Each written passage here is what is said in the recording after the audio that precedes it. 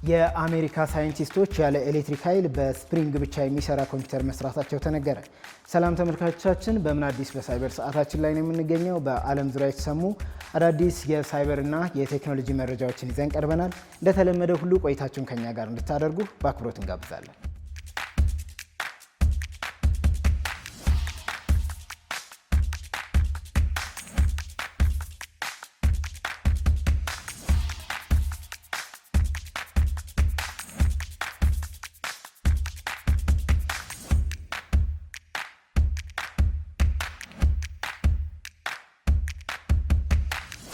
የአሜሪካ ሳይንቲስቶች ያለ ኤሌክትሪክ ኃይል በስፕሪንግ ብቻ የሚሰራ ኮምፒውተር መስራታቸው ተነገረ።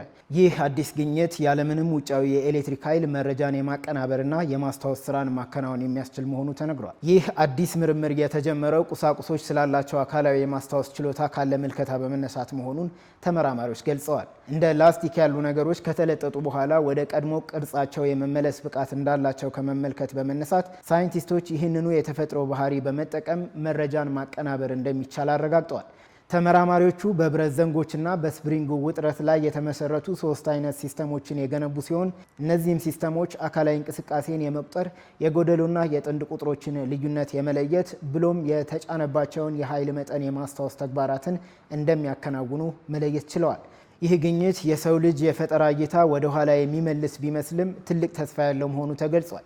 የሲሊከን ቺፖች በከፍተኛ ሙቀት፣ በጨረር ወይም በኬሚካሎች ውስጥ የመቅለጥ እንዲሁም የመበላሸት እድላቸው ከፍተኛ ሲሆን ይህ ሜካኒካዊ ኮምፒውተር ግን እጅግ አስቸጋሪ በሆኑ አካባቢዎች ውስጥ ሳይበላሽ የመስራት ብቃት እንደሚኖረው ባለሙያዎቹ አብራርተዋል። ፈጠራው ባትሪ የማይፈልጉና ለግፊት ምላሽ የሚሰጡ ሰው ሰራሽ አካላትን ለመስራት እንዲሁም በጀት ሞተሮች ውስጥ ሆነው በንዝረት ብቻ የሞተሩን ሁኔታ የሚከታተሉ ሴንሰሮችን ለመፍጠር እንደሚያገለግል ባለሙያዎች ገልጸዋል። ተመራማሪዎቹ ይህንን ሜካኒካዊ ሲስተም ወደ ሰፊና ውስብስብ ኔትወርክ ለማሳደግ ምርምራቸውን መቀጠላቸው ታውቋል። ዘገባው የኢንተረስቲንግ ኢንጂነሪንግ ነው።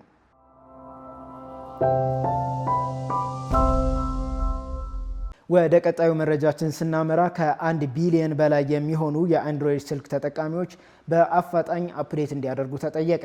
የአንድሮይድ ኦፕሬቲንግ ሲስተም ባለቤት የሆነው ጉግል ኩባንያ በቢሊዮን የሚቆጠሩ የአንድሮይድ 14፣ 15 እና 16 ስሪት ያላቸው ስልኮች የሚጠቀሙ ተጠቃሚዎች ለከፍተኛ የሳይበር ጥቃት አደጋ የሚያጋልጥ እጅግ የረቀቁ የደህንነት ክፍተቶች ማግኘቱን ይፋ አድርጓል።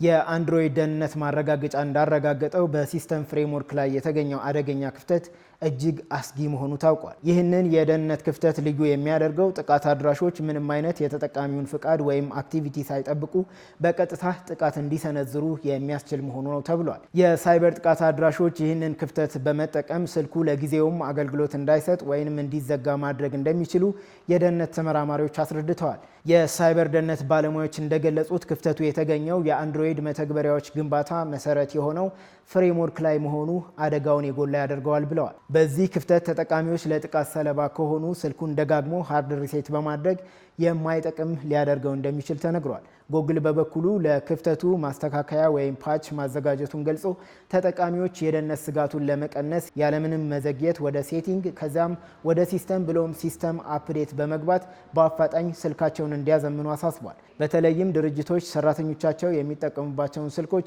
በአፋጣኝ እንዲያዘምኑ መክሯል። ምክንያቱም ማንኛውም መዘግየት ለጥቃት አድራሾች ወደ ድርጅቱ መረብ ወይንም ኔትወርክ ለመግባት ተጨማሪ ጊዜ እንደሚሰጣቸው ባለሙያዎች አስጠንቅቀዋል።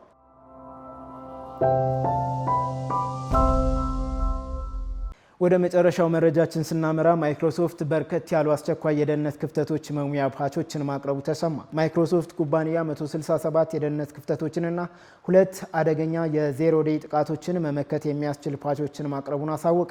ማይክሮሶፍት ኩባንያ በየወሩ የሚያወጣቸውን የደህንነት ማሻሻዮች ይፋ ያደረገ ሲሆን በዚህ ወር 167 የሶፍትዌር ክፍተቶችን መዝጋቱን አስታውቋል። ከነዚህም መካከል 8ቱ እጅግ አደገኛ ተብለው የተመደቡ ሲሆን 7ቱ አጥቂዎች ከሩቅ ሆነው የጥቃት ኮድ እንዲተገበሩ እንዲተገብሩ የሚያስችሉ መሆናቸው ተነግሯል። በሌላ በኩል አንድ አደገኛ ክፍተት የሲስተም አገልግሎትን የሚያቋርጥ መሆኑ ታውቋል። በዚህ የማይክሮሶፍት የደህንነት ፍተሻ ከተገኙ ክፍተቶች መካከል 93 ልዩ ፍቃድ ማግኘት የሚያስችሉ፣ 13ቱ የደህንነት ጥበቃን በቀላሉ ለማለፍ የሚጋብዙ፣ 20ዎቹ ክፍተቶች ደግሞ የኮምፒውተር ስርዓትን በርቀት ለመቆጣጠር የሚፈቅዱ፣ 21 የመረጃ ሚስጥራዊነትን የሚያጋልጡ፣ 10 ክፍተቶች ደግሞ ሲስተምን ከጥቅም ውጭ የሚያደርጉና 9ኙ ለማጭበርበር ጥቃት የሚያጋልጡ መሆናቸው ተነግሯል።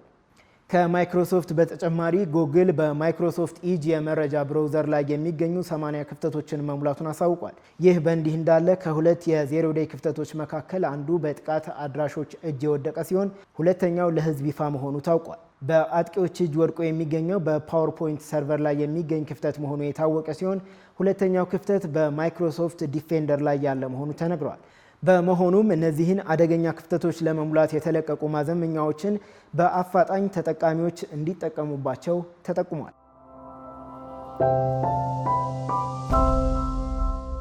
ተመልካቾቻችን የዛሬው የምን አዲስ በሳይበር መረጃዎቻችን የተከታተላችኋቸውን ይመስሉ ነበር። ሳምንት በሌሎች መረጃዎች እንጠብቃችኋለን። ስንታዩ ተስፋዬ ነበርኩኝ። ቸር ሰንብቱልን።